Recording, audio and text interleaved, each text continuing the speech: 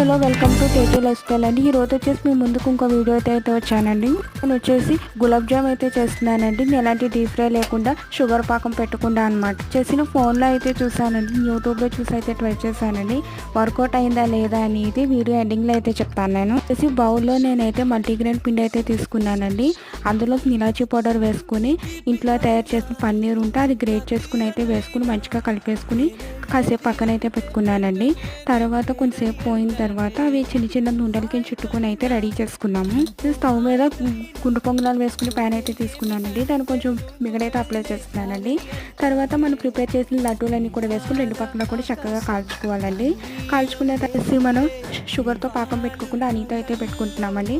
అని వేసుకుని వాటర్ వేసుకుని బాగా మరిగిన తర్వాత లడ్డూలు వేసుకుని బాగా ఉడికించుకోవాలండి. చేసే టేస్ట్ అయితే సూపర్ ఉన్నాయండి, కానీ చాలా గట్టిగా అయిపోయినాయండి. పాకం బాగా గట్టిగా పోయి తింటే పళ్ళు ఇరిగిపోయేంత గట్టిగా అయితే అయిపోయింది.